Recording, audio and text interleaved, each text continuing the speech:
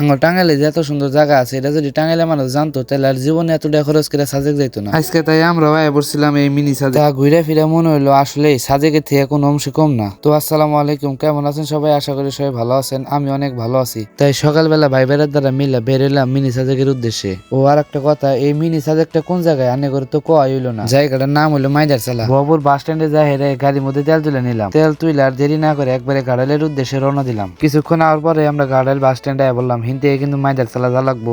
আমরা কিন্তু প্রথমবার মাইদারচালা গেতেছি, তাই এরকম ভালোভাবে চিনি না, তাই একজন ড্রাইভারের কাছ থেকে জিজ্ঞেস নিলাম। মাইদারচালা যাওয়ার সময় অনেক সুন্দর সুন্দর রাস্তা অনেক হয়ে পড়বো। কিছুক্ষণ সুন্দর রাস্তাঘাট দেখতে দেখতে আমরা মাইদারচালা বললাম।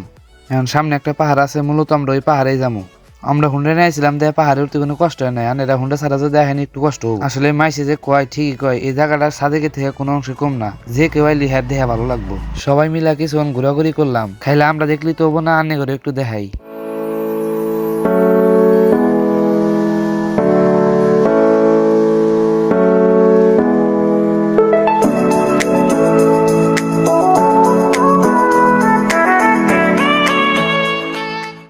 কিছুক্ষণ ঘোরাঘুরির পর কিছু ছবি উঠলাম, ছবি উঠে ওইখানে কিছুক্ষণ দেরি করলাম। সবার যেহেতু খিদা লাগছে তাই সবার আগে যাবো আমরা ভপুর আসার পর আমরা একটা হোটেলে যাই। মানুষ যেহেতু 4 জন, সেজন্য আমরা 4টা কাচ্চি নিছি। কতক্ষণ পরে আঙ্গ খাবার দিয়ে দেয়, আমরা খাওয়া শুরু করে দিই। খাবারের দুর্নাম করা যাবো না, খাবারটা ভালো ছিল। দেখলাম যে হাতে মেলার সময় পড়ে রয়েছে, তাই ভাই মিলা বাড়াই বললাম যমুনা সেতু। এই পোড়ারুড়ি আর মালাইসা নিয়ে 2-4 দিন ধরে ফেসবুকে ঢুকে গেতেছে না, তাই আজকে আর সাহস নিয়ে বললাম এই পোড়ারুড়ি আর মালাইসা কিন্তু আঙ্গ যমুনা এখন পাওয়া যায়। কিছুক্ষণ পরে যায় হেরে দেখি যে আঙ্গ এলাকার মানুষ এই দোকান দিছে, দেখে তো আর অনেক ভালো লাগলো।